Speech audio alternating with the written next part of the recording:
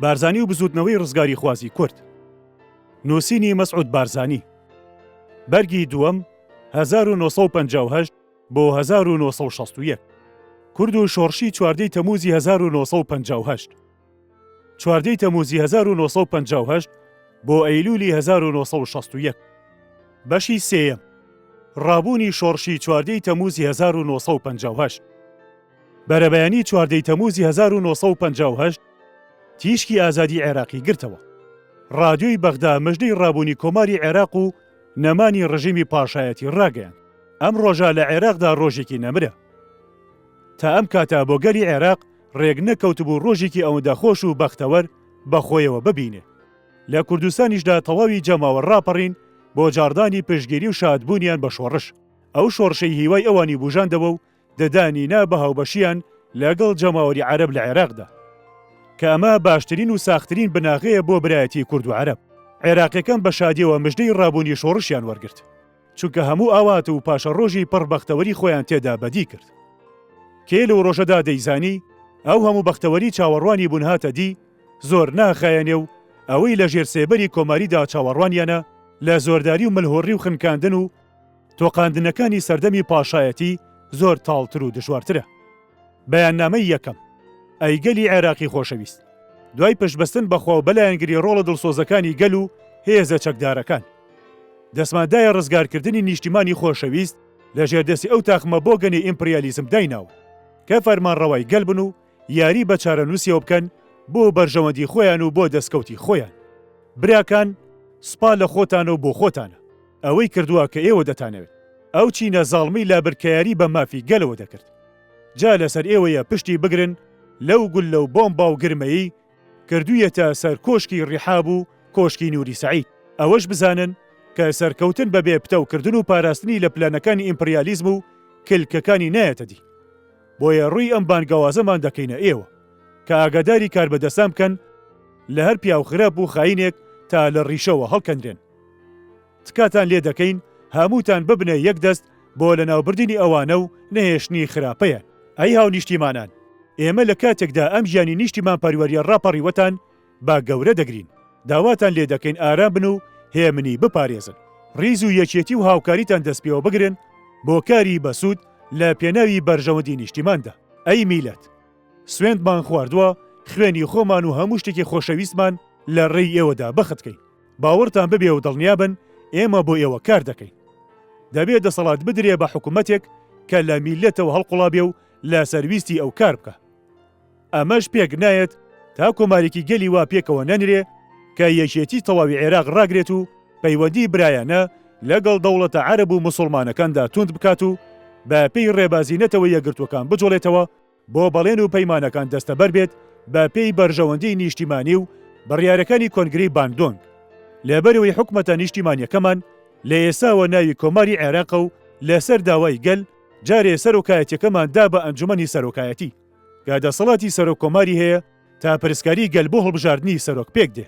لەخوا دەخوازین سەرمان خا لەو کارانەمان کە بۆ خزمەتی نیشتیمانی خۆشەویست دەیکەین کە خوا هەر خۆی گوێگر و وەڵام دەرەوەیە. بەغدا ڕۆژی 26 زیلحەجەی 1377 ڕێکەوتی چواردەی تەمووزی 1958 فەرماندەی گشتی هێزەی چەکداری نیشتیمانی. کاتێ ڕۆڵەکانی گەل ئەم بانگەوازەیان بیست دەرپەڕینە سەر شەقام و پێشگەری تەواویان بۆ شۆڕش دەربڕی و دڵخۆشی خۆیان لەم سەرکەوتنە گەورەیە پیشاندا و بانگی بژی یەگرتووی سپا و گەلیان هەڵدا. سەردەمی پاشایەتی لەناوبرا و عێراق کەوتە قۆناغی ژیانێکی نوێوە. ڕادووی بەغدا لەسەر بڵاوکردنەوەی بەیاننامە و بڕیارەکانی ڕۆیشت و پێکاتنی ئەنجومەنی سەرۆکایەتی لەم بەڕێزانە ڕاگەیاند. یەکەم، محەممەد نەجیب ڕوبەیعی عەرەبی سوننی. دووەم، محەممەد مەهدی کوبە عەرەبی شیعە. سێیەم، خالد نەقشبەندی کورد. لەم پێکەوەنانەدا لێکدانی نەتەوەی و ئاینی لە بەرچاو گیراوە. پێکهاتنی یەکەم وەزارەتیش ڕاگەیەندرا کە 13 وەزیر بوون. سێیان ئەفسەر بوون، عەبدولکەریم قاسم و عەبدولسەلام عارف و ناجی تاڵب. دوو کوردیش بابە عەلی شێخ مەحموود و دکتۆر محەممەد ساڵح. ئەوانی تر لە سەرکردەکانی بەرەی یەکگرتووی نیشتیمانی و کەسانی نیشتیمانی سربەخۆ بوون. لیستی ناوی فەرماندەکانی سوپا دەرچوو بۆ ئەوانی تەقاویت کران و ئەوانی تازە دانراون. هەڵوێستی دەوڵەتان بەرامبەر بە شۆڕش.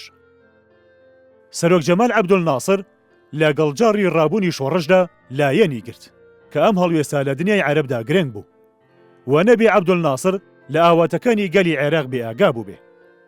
ئەو لە ڕێی بەری یەکگرتووی نیشتیمانیەوە پەیوەندی بە ئەفسەرە ئازادەکانەوە هەبوو. پێشتر حسێن جەمیل و سدیق شەنشل چوو بوونە قاهیرە و چاویان بە سەرۆک عەبدولناسر کەوتبوو تا لە یەکەم ڕۆژانی شۆڕشدا چەندی دەتوانرێ یارمەتی بدرێ. عەبدولناسر تەنیا بە پشگیری خۆی بۆ شۆڕش نەوەستا، بەگرە دەست بەجێ سەردانی مۆسکۆی کرد تا پشتیوانی سۆڤێت و مۆڵگەی سۆشیالیستی بۆ شۆڕشی 14 تەمووز ڕاکێشێ و ئەمەشی بۆ کرا. مۆسکۆ فەرمانیدا سوپای سۆڤێتی لەسەر سنوورەکانی تورکیا و ئێران دەست بە مەشق بکەن. ئەما وریاکردنەوەیکی ئەو دوو دەوڵەتە بوو تا بیر لەوە نەکەنەوە هیچ کردەوەیەکی دژی شۆڕشی عێراقیان لێ ڕووبدا. دوای دەدانپێدانانی کۆماری عەرەبی یەکگرتوو یەکێتی سۆڤێت با کۆماری نوێی عێراقدا دەدانپێدانانی دەوڵەتی تریش دەستی پێکرد. عەبدولسەلام بە سەرۆکی دەستە نێردراوێک سەر لە دیمەشق دەدا. لە 18 تەمووزی 1950دا سەرکردایەتی شۆڕش بڕیاریدا دەستە نێردراوێک بە سەرۆکاتی عەبدولسەلام عارف و ئەندامەتی سدیق شەنشل وەزیری ئیرشاد و عەبدولجەبار جۆمەرد وەزیری دەرەوە و محەممەد حەدید وەزیری دارایی لەگەڵ چەند ئەفسەرێکدا سەر لە دیمەشق بدەن. ئەم دەستە نێردراوە زۆر بە گەرمی لەلایەن سەرۆک عەبدولناسر و لایەنەکانی ڕەسمی و گەلەوە پێشوازی کران. ئاکامی ئەم سەردانە پەیمانێک بۆ لە نێوان هەردوو دەوڵەتدا کە دەڵێ یەکەم دووبارەکردنەوەی پەیمانەکانی نێوان هەردوو وڵات، لە پێش هەمویاندا پەیمانی کۆبەندی عەرەبی و پەیمانی بەرگری هاوبەش کە لە نێوان دەوڵەتە عەرەبەکاندایە. دووەم دووبارەکردنەوەی ئەوەی هەردوو وڵات پێشتر دەریان بڕی بوو لەبارەی یەک قسەبوونیانەوە بەرامبەر هەڵوێستی دەوڵەتان و سووربوونیان لەسەر وەستانی وەکو یەک وڵات دەژی هەر دەستدرێژیەک کە بکرێتە سەریان یان بکرێتە سەر یەکێکیان و دەست بە جێژهەنگاوی پێویست لەم بارەیەوە بەهاوێژرێ. سێیەم هاوکاری تەواو لە مەیدانی دەوڵەتاندا بۆ پاراستنی مافی هەردوو وڵات و کارکردنیان بۆ پشتگیری پەیمانی وڵاتە یەکگرتووەکان و یارمەتیدانی ئاشتی لە ڕۆژهەڵاتی ناوەڕاست و لە دنیا. چوارەم هەنگاونانی بەپەلە بۆ پەرەسەندنی هاوکاری ئابووری و ڕۆشنبیری لە نێوان هەردوو وڵاتدا. پێنجەم هاوکاری و پرس و ڕای بەردەوام لە نێوان هەردوو وڵاتدا بۆ گشت کارێک بەلایەنەوە گرنگ بێ. بێگومان ئەم پەیمانە لەو بارودۆخە ناسکەدا پایی شۆڕشەکەی لە عێراق و لە دنیادا چەسپاند. بەڵام هەڵوێستی ئەمریکا و ئینگلیز و تورکیا و ئێران وابوو کە دژی شۆڕش ڕاوەستان. بەپێی ئەو بروسکانەی لە نێوان ئەو دەوڵەتانەدا ئاڵوگۆڕ کراوە وا دەردەکەوێ کە نەخشایان دەکێشا هەر لە ڕۆژانی یەکەمەوە ئەم شۆڕشە لەبار ببن. وەکو دەردەکەوێ تورکیا لە هەموو ئەو دەوڵەتانە بەگوڕتر بووە کە واکارێک بێتەکردن لەم ماوەیەدا بە هەڵوێستی کورد لە کوردستانی عێراق دەیڕوانی و خۆی گورس کردهبوو تا هەبوو تەقەلای کورد پوچەڵ بکاتەوە و هەرێمی باکووری عێراق داگیر بکە کە بە تەنیش خاکی خۆی وێتی. لەم بارەیەوە کونسوڵی بەریتانیا لە ئەستەمبۆڵ وای نووسیوە. باڵیۆزخانی بەریتانیا ئەستەمبۆڵ نهێنیە 18 تەمووزی 1950. یەکەم شتێکڕێی تێدەچێ ئەگەر ئەو دەنگ و باسە ڕاست بێ کە دەڵێن کورد لە عێراق بربەرەکانی حکوومەتی شۆڕشی بەغدا دەکەن کەواتە تەقەلا دەدەن لە عێراق جا ببنەوە و دەوڵەتێک دابنێن لەو ناوچەی ئێستا کوردستانی عێراقی پێ دەڵێن. دووەم ئەگەر شتێکی وا ڕوویدا حکوومەتی تورکیا لەوانەیە حکوومەتی ئێرانیش زۆر پێی ناڕەحەت بن. ناڕەحەتیەکەش لەبەر ئەو کاریگەریەیە کە دەیکاتە سەر کوردستانی تورکیا و ئێران و بیرە کۆنەکەی دەوڵەتی کوردستانی سربەخۆ دێنێتەوە کایە. زیاتریش لەوە ترسیان نیشتووەتە سەر کە ناسر و ڕووس ئێستا بەرپرسی دەنگ و باسی کاولکاری کوردن و لەم بزوتنەوەیدا کەڵک بۆ خۆیان وەردەگرن. سێیەم ئەگەر ئەمە وابێ دوور نییە حکوومەتی تورکیا بیر لە داگیرکردنی ئەو هەرێمەی عێراق بکاتەوە کە هاوسنووریەتی تا نەهێڵێ بزوتنەوەیەک بەلایانی سربەخۆی کووردا سەر هەڵبدا. ئەمە ژوا لە تورکان دەکا کێشەی مووسڵ بێننە گۆڕێ کە هیچ جاران بیریان نەچۆتەوە و ئەم بارە ئاڵۆزە بکەنە بیان و بۆ گۆڕینی سنووریان بە داگیرکردنی مووسڵ. لەوانەیە بیانەوێت داواکەیان زیاتر بکەن بە دەستگرتن بەسەر کەرکووکیشدا لەگەڵ چاڵە نەوتەکانی و ئەو دانیشتوانی بە تورکی دەدوێن. چوارەم ئەم بیر و بۆچوونانە هیچیان ڕوون نین و تەنیا شێوە گومانێکن. بەڵگەیەکمان بەدەستەوە نییە کە تورک تەقەلای بەجێهێنانی هیچ کامیان بدەن و ڕۆژنامەکانیش پەنجیان بۆ ڕاناکێشن. تا قەشتێک کە تا ئێستا بەدەستەوەیە قسەکەی بای زۆر لووە لە 16 تەمووزدا کە دەڵێ پێویستە کەمایەتیەکان لە عێراق بپارێزرێن لەو پەلامارە دڕندانەیە پاشان بای زۆرل و ڕوونی کردەوە کە مەبەستی لەو کەمایەتیانە بە تایبەتی ئەو 200,000 کەسن ڕەگەزیان تورکە و ئێستا لە عێراقدا دەژین. پێنجەم، ئاشکرایە وەکو بەتەما بووین دەکرا باری عێراق وەک خۆی لێبێتەوە، چونکە ئەم گۆڕانکاری باس کرا ئاکامێکی پڕ لەسەر ئێشەی تێدا بەدی دەکرێت. خۆ ئەگەر بەرەو خراپتری ڕۆیشت زۆر شت هەیە دەبێ بیڵین بۆ دابینکردنی مافی ڕۆیشتنی نەتەوەی باکوور بۆ تورکیا و بێبەشکردنی ناسر لە سامانەکانی عێراق بەلایانی کەمەوە. وەزارەتی دەرەوەی بەریتانیا ئەم بروسکەی بۆ باڵیۆزی خۆی ناردووە لە تاران. لە وەزارەتی دەرەوە بۆ تاران سات 15 خولەک ڕۆژی هەشتی ئابی 1950 نێردراوە. بەرەو ڕووی تاران بە ژمارە 1148 و بۆ ئەنقەرە 2399 دووبارەیە بۆ عەمان و بەیروت و واشنتۆن و بارەگای هێزەکانی ڕۆژهەڵاتی ناوەڕاست لەسەر بروسکەی پێشترمان. جەنەڕاڵ بەختیار باسی ئەوەی کرد کە لەوانەیە کۆماری عەرەبی یەکگرت و دەست بداتە پێکەوەنانی حکوومەتێکی کوردی وا سەربەو بێ تا بیکاتە پردێک لە نێوان خۆی و یەکێتی سۆڤێتدا. بەڕگەی سەی نامی باڵێۆزخانی ئەستەمبوڵمان لەبیر چێ کە لە 18 تەموزدا بەرەو ڕووی دایەرەی ڕۆژهەڵاتی کردووە. ئێمە بەلامانەوە جێی سەرسوڕمانە کە تورکیا و ئێران خۆیان گورج نەکردووە بۆ چوونە پێش بەرەو کوردستانی عێراق بۆ ئەوەی لە ناو خۆیاندا بەشی بکەن. ئەگەر لەسەر ڕۆیشتنێکتان هەبێ سپاستان دەکەم. باڵیۆزی بەریتانیا لە ئەنقەرە بەم جۆرە وەڵامی بروسکەی وەزارەتی دەرەوەی دایەوە. لە ئەنقەرەوە بۆ وەزارەتی دەرەوە نهێنی سات 12.5 خولەک پاشنیوەڕۆی 12 ئابی 1950 ژمارە 1286 وێنەی بۆ تاران و بەیروت و عەمان و واشنتۆن بۆ زانین. یەکەم، لەبەر تیرێژی ئەو وەڵامە خێرایەتان کە هانی ئەوە نادا تورک خۆیان لە عێراق هەڵقورتێنن. بەڕگەی سێ لە نامەی ژمارە 85 ڕۆژی 25 تەموزمان. من زۆر بەگومانم لەوەی جارێکی تر تورک لەم قۆناغەدا بیر لە هەڵەشەیەکی وا بکەنەوە.